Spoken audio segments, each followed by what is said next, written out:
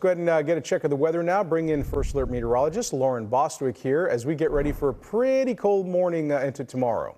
We really are going to be looking at a cold morning tomorrow here across North Texas. But I do want to touch on that wildfire as well that's happening over into Southern California. I want to tell you a little bit about why that's happening.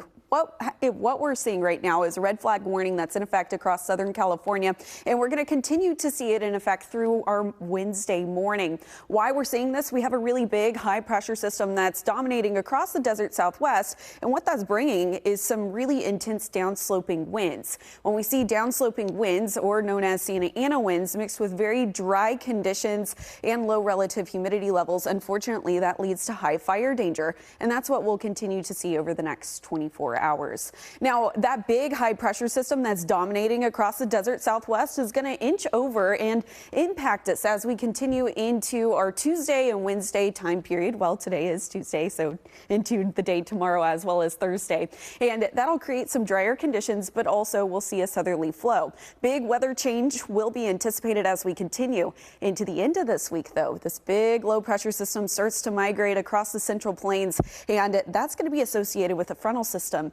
And that's going to bring our next shot of precipitation. It'll be into Friday evening when we see that next big wave of moisture start to be impacting the region. And then that'll continue into our Saturday, drier conditions into Sunday. And then another frontal system will impact us into our Monday, Tuesday and Wednesday time period. And look at that, all that green, the chance of rain will be back. As for today, we just saw a rise in that cloud cover, and those temperatures were much cooler thanks to a frontal system that swung through, but it was a dry front. Temperatures right now around 47 degrees, but it feels more like 40 degrees. Winds out from the northwest around 20 miles per hour. We'll continue to see some breezy conditions overnight, but we'll see radiational cooling. That cloud cover will start to dissipate by the evening hours tonight, and that'll allow for major cooling to take place. Again, a widespread freeze will be anticipated for tomorrow's low temperatures. Again, gusty conditions will be persistent through the overnight.